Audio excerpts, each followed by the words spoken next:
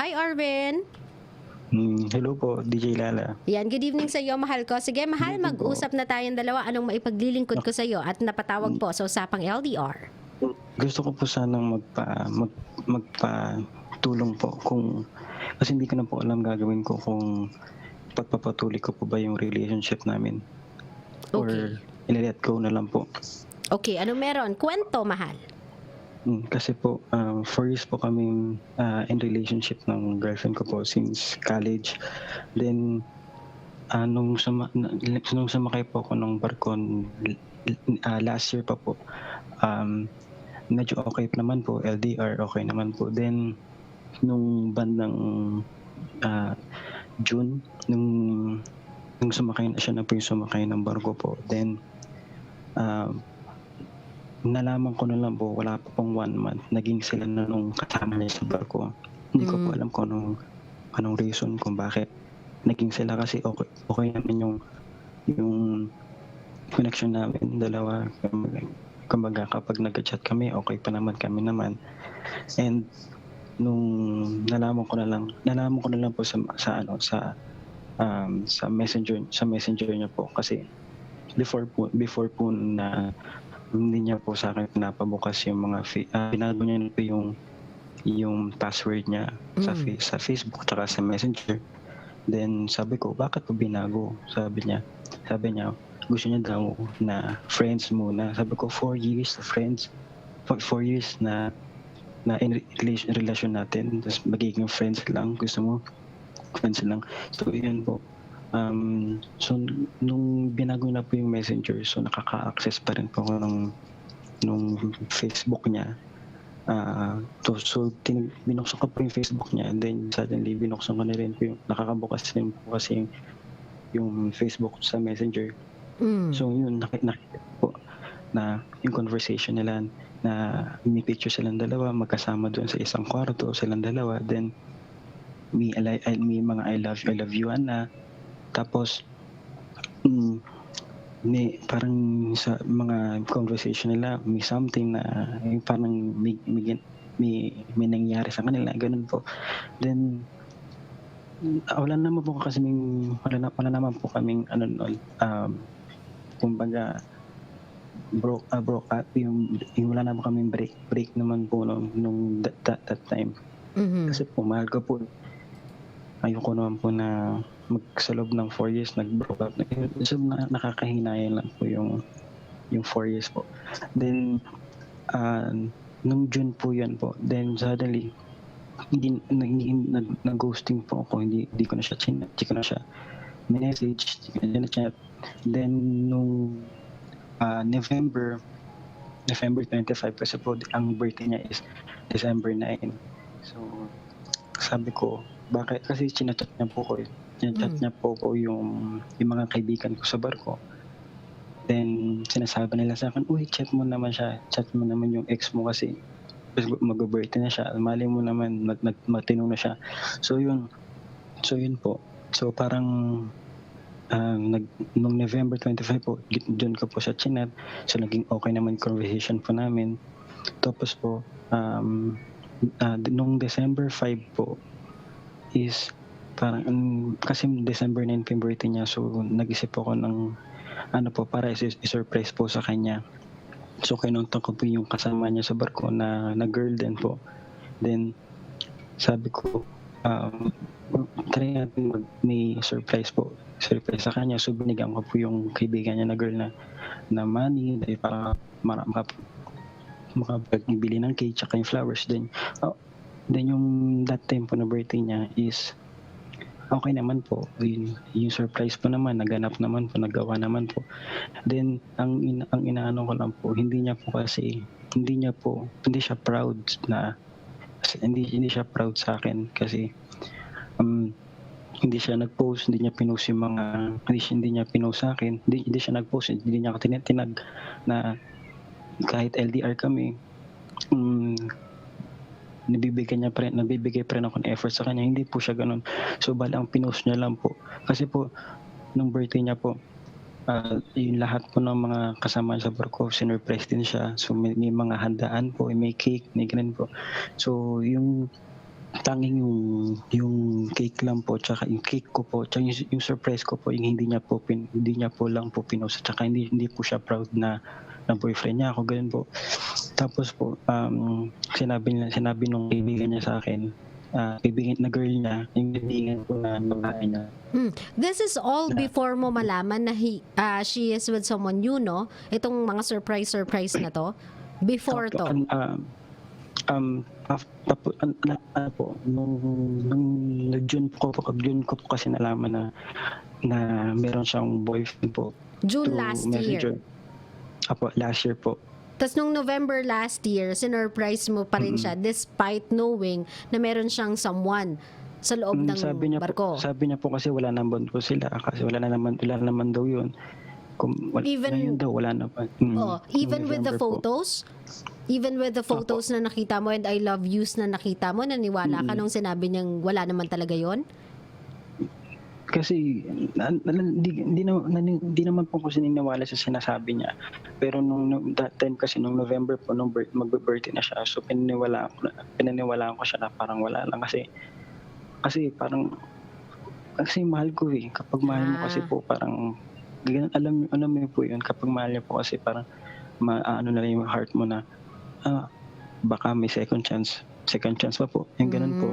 Okay. So kaya ko po siya in-entertain po.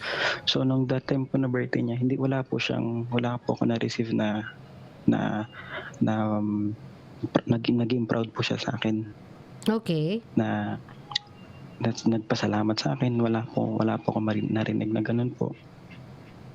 Tapos nung December 10 po, pagkatapos ng birthday niya, so yun po, nakipag-break na po ko talaga siya. Totally break na po talaga sa kanya kasi nalaman ko lang sa kaibigan na babae niya po na yung parang palagi po silang magkasama nung that guy po. Yung naging boyfriend niya po yung sa barko po. So, nung December 10 po, na inano ko na po na nakapag-break na po talaga ako sa kanya. Ginusting ko po siya, kahit nag-chat po siya sa akin, ginusting ko po. Lakas maka Gerald Anderson ng ghosting tapos? Tapos po, nitong May 1 po kasi bumaba po ka ng barko nun. Then, nung bumaba rin po siya ng barko nitong June po, so nagkaroon po kami ng communication po ulit kasi parang kaibigan lang po, kaibigan yung turingan po. Pero nung time na kasi na hindi naman po kasi kaibigan yung totally na yung pinagsamahan po namin itong May nung June nung bumaba po siya. So parang nahuhulog ka ulit po kasi ganun po talaga. Yung feeling po na kapag kasama mo yung ex mo, hindi naman po kasi mawawala yung love kahit masakit yung pinagdaanan. Ganun pa rin po yung love. Tapos ngayon po, naging kami po ulit na ito. Tapos, nung ito pong nag-propose po ako sa kanya, actually po, nag-propose ako sa kanya ng August 8 po kasi anniversary po namin August 8. Okay, wait lang June kayo uli nagkita? Apo.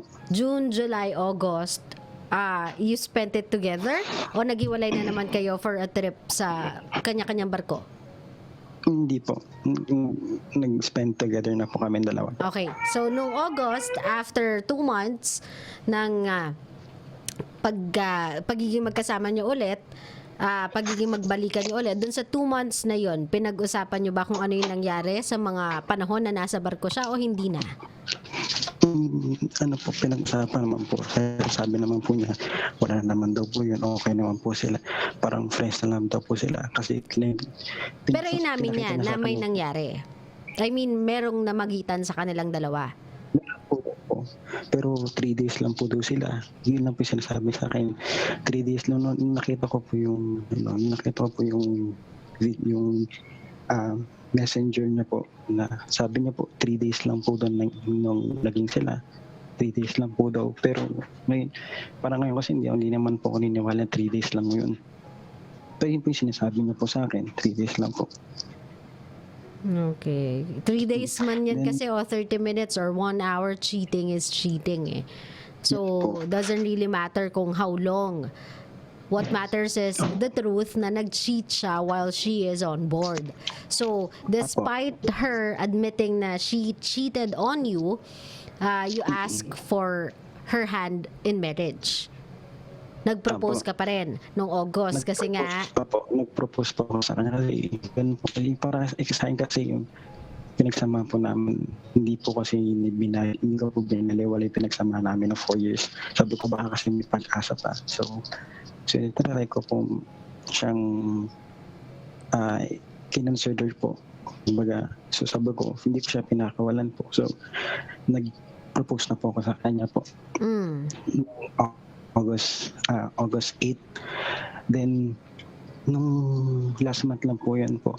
So, ngayon po, nung August 29 po, August 28 po, 28 po, August 28 last month, sinabi niya sa akin para gusto niya lang po maging friends kasi yung pinagsama yung simula August 8 po parang medyo okay pa naman po hanggang 10 August 10 medyo okay pa naman po, medyo masaya naman po, sweet naman po, pero nung time ng 11 to hanggang 29 po, parang sabi ko parang iba na siya, hindi na siya katulad, hindi na siya yung sweet na hindi na masaya. Parang naramdaman ko parang may iba na rin talaga siya. Tapos ngayon po, sabi niya sa noong August 29 po, sabi niya sa akin, gusto niya po makipag-friends na lang. Tapos po, yun, sabi ko po, kung sabi ko, bakit ganun? Bakit ganyan ka? Kasi pinagkatawalan ka, mabinigyan na ka ng second chance, third chance pa nga. Then, okay, ano sabi ni ate?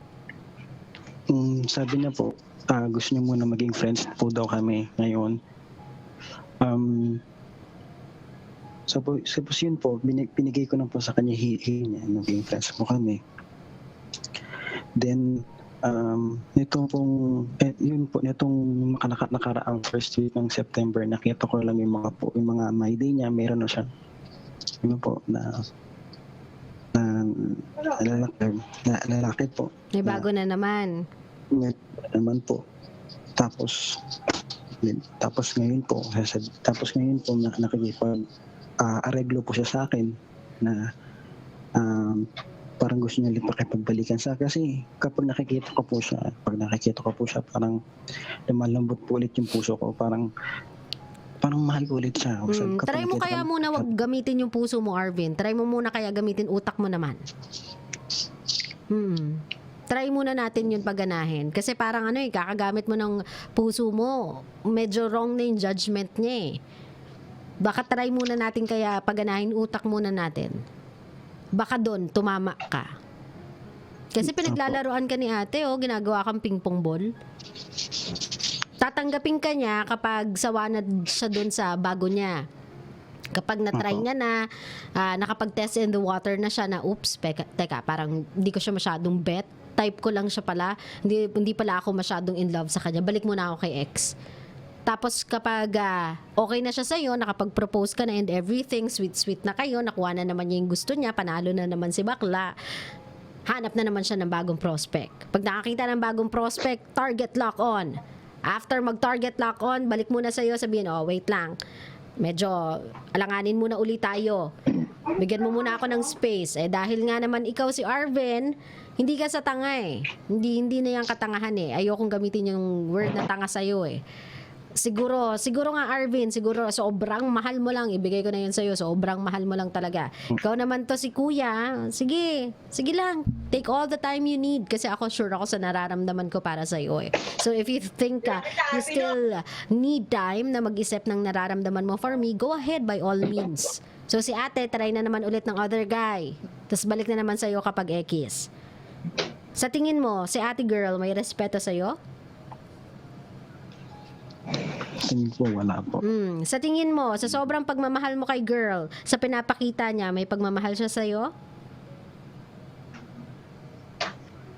Wala po. So, mahal. Siguro. Parang awa Sabi mo niya na, kasi- please tell me. Hindi mo siya tinanggap ulit. Nung naging kami naman po kami, mahal ko naman po siya talaga eh. Hindi, ngayon, Kaya kita yung, niya pala. yung after nitong friends muna tayo, sabay may lalaki sa my day, after a few moments later, hello sa'yo, nakikipagbalikan, areglo. Tinanggap mo na naman? Hindi na po. Ay, that's my Hindi na po. boy. O, tapos, Hindi na po. so anong problema ngayon, mahal ko? Ngayon po, kasi kasi nagwawala na po yung utak ko po kung tatangkabin ko po ulit siya ko hindi na kung magalit ko na po talaga kasi kapag nakikita ko ulit siya pag magkakasama kami parang nararamdaman ko po ulit yung feeling ko sa sana na mahal ko po talaga siya. Yun po kasi yung lalo ko po namin po kasi pag magkasama po kapag mas nakikita ko po siya yun, nararamdaman ko po na naman po na mahal ko po. Pero hindi ko po kaya siyang iwan kapag nakikita Oo, ko mahal. po siya. Ilagay lang natin doon sa aspeto na mahal mo, no? Sige, ilagay na natin yun. Staple na natin yun doon. Huwag na nating tanggalin. Ang tanong kasi dito, mahal ka ba eh? Aanhin mo yung isang taong mahal na mahal mo. Kung hindi ka naman mahal, Arvin, anong gagawin mo sa kanya? 'Di ba? Para mo lang siyang pagsistayin sa buhay mo just because you are too scared of letting her go. Alam naman nating lahat, Arvin, the best way to love someone is to set them free when you know they won't be happy with you. And obviously, your girl is not happy with you and it's not your fault, Arvin. Binigay mo na sa kanya lahat ng pangunawa, lahat ng pangintindi, pagmamahal na kailangan niya, atensyon na kailangan niya. Binigay mo naman lahat yun sa kanya, lahat ng pagpapapampam niya, pagpapabebe niya, binibili mo naman eh. Yun nga lang kasi, Apo. hindi siya makontento sa iyo eh. Lagi siyang naghahanap ng iba. Hindi ko alam kung anong kate ang meron si ate na hindi magamot-gamot. Pero hindi siya nakokontento sa iyo, mahal. And that's something that you have to acknowledge. Na even if you love someone, pero that someone is no longer respecting you in every single way, maybe the best way to love them is from afar. Kasi you are not making this girl a better person. You are tolerating her wrong actions. At yun ay wrong way ng pagmamahal sa isang tao. Kasi when you love someone, Arvin, you are gonna help them to progress into a better version of themselves. Obviously, yung sa'yo, ang nangyayari lang, binibaby natin yung pangit na ugali ni ate. Binibaby natin yung pangit na characteristics ni ate. At yun yung pagiging malandi niya. Kasi every single time, tinatanggap mo siya pabalik. Mahal ko, hindi ito yung tipo ng babae na gugustuhin mong iharap sa altar. Maski nga hindi muna sa altar eh, iharap sa mga magulang mo. Kasi hindi mo pwedeng salagin lahat ng kutya ng mga magulang mo every time na magbe-break kayo, magko-cool off kayo, makakakita yung mga magulang mo sa my day niya ng iba't ibang lalaki. Hindi ito yung problemang kaya mong salagin every single time. And just imagine, if you are going to create a family with this girl, how can you explain to your kids na, kids, wala muna si mommy ha? Daddy, bakit gano'n? Nakita ko si mommy with someone else. Hindi mo naman pwedeng masagot yun na hindi, saglit lang yan, uuwi din yan sa atin. Diba? Paano ka re-respetuhin ng mga anak mo? Paano ka re-respetuhin ng mga tao sa paligid mo? Kung yung mismong katuwang mo sa buhay, walang respeto sa'yo. Diba? Mahal ko. Apo. Arvin, wag na. I mean, I know how much you love this person. I know how much you love this girl. But unfortunately, this girl doesn't love you that way. Doesn't love you enough to stay in your life, to stay with you, to stay in the relationship with you. She is not that type of a person. Ngayon, if gusto niya pang mag-explore sa buhay niya, let her be. But do not hold your world into a pause just because you are waiting for her. Alam kong masakit na i-let go mo siya, pero at least yung sakit na yun, isang bagsakan lang. Kesa pilitin mong panghawakan siya, pero paulit-ulit ka naman niyang sasaktan. Naiintindihan mo ko, mahal ko? Yes po. Ayoko kasi nararamdaman ko, ayoko kasi napapansin ko sa nangyayari sa'yo. Kasi nagmumukha kang tanga, Arvin eh. You are trying your best to be a great man. You are trying your best to be a great boyfriend. Yun nga lang, yung girlfriend mo doesn't see it that way. I know 4 years is a long time. Pero mas mainam na naitapon mo yung 4 years na yon kesa panghabang buhay mo siyang pagbayaran. Naiintindihan mo ako, mahal? Yes po. I just hope na kapag kinausap ka ni girl na, sige na, one last shot, para na lang sa pinagsamahan natin, tanungin mo muna sa kanya. Kung ganyan mo bina-value yung pinagsamahan natin, then bakit ilang beses mo kung sinaktan? Bakit ganun kabilis mo kung palitan? At kapag sawa ka na sa na-e-explore mo, ni wala ka man lang respeto, ganun kadali mo lang din akong binabalikan. Dahil alam mo na kahit anong gawin mo, hindi kita natitiis. At nagte-take advantage ka doon. So if you are trying to value the years we have been together, sana hindi mo lang i-value yung taon, i-value mo ko bilang tao na dapat nire-respeto. Naiintindihan mo ko, mahal ko? Yes po. Apo. Ngayon, kung meron kang mensahe dito kay ate girl na medyo some kind na mas malandi pa sa higad, ano to? Ano gusto mo sabihin sa kanya? Sana ako lang yung huli mong sasaktan. Hindi, wag ka na dapat madami na ibang tao. Tama na siguro yung pinagsamahan natin ngayon. So ngayon, alam ko na naman ngayon kung saan talaga ako lulugar. So ngayon, sasabihin ko lang ngayon na stop na po. Let go na. Ngayon, kakalimutan na ba? Kung makita mo tayo in the future at siguro makikita ko na sa'yo na may mas masaya ka din sa iba. So, yun lang naman yung hiling ko na wag ka na dapat, wag ka nang magkano ng iba. Kumbaga, wag ka na magdamay ng iba pa. Tama yung ako yung huli mong niloko. So, yun lang po, DJ Lala. Mahal, ganito, no? I know na this will leave a mark sa puso mo. This is kind of traumatic for you. But I just hope na hindi ka mapagod magmahal ng ganyan.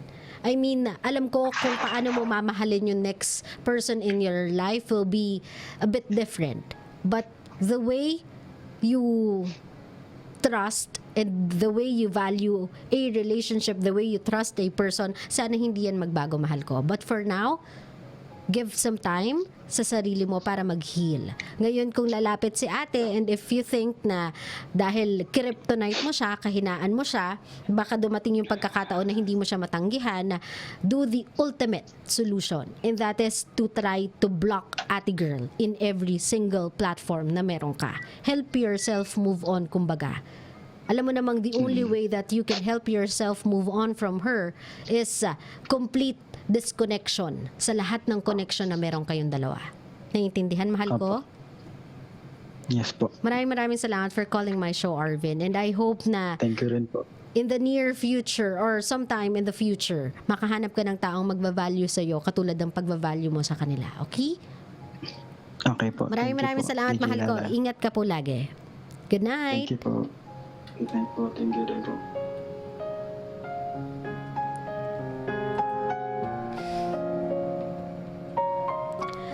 Kabisyo, naiintindihan ko po na hindi mo pwedeng ipilit ang taong mahalin ng isang tao kung hindi naman talaga niya mahal.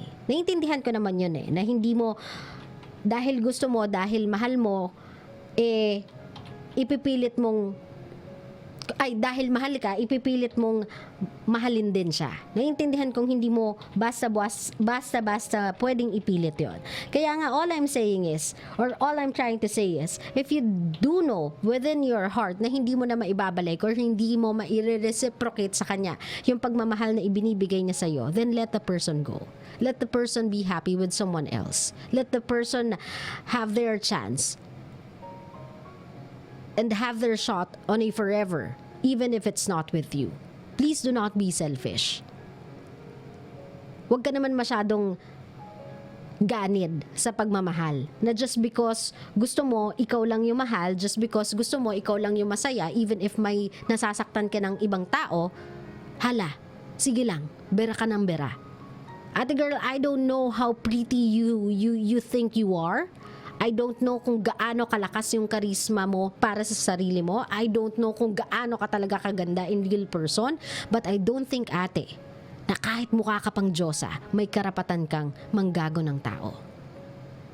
Inoffer na sa'yo yung marriage just to keep you, even if it's wrong. Ganun siya katakot na mawala ka sa buhay niya. And yet, binaliwala mo pa din. Just because kating-kati ka to experience someone new in your life. I don't know, ate, kung anong klaseng past meron ka. Pero you are the worst you sa ginagawa mo. You are making a fool out of yourself. You are making yourself look cheap and so easy. Sa ginagawa mo, ate, dinidevalue mo yung mga lalaki na makakapareha mo sa buhay.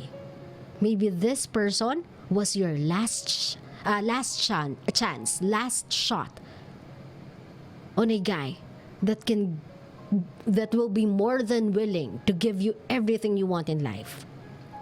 Baka siya na yun eh. Pero dahil ganyan ka, makati ka, maharot ka, sinungaling ka, manggagamit ka, lahat na nang makikilala mo in the near future or sometime in the future, puro ganun na din. Manggagamit, manloloko, malandi, maharot.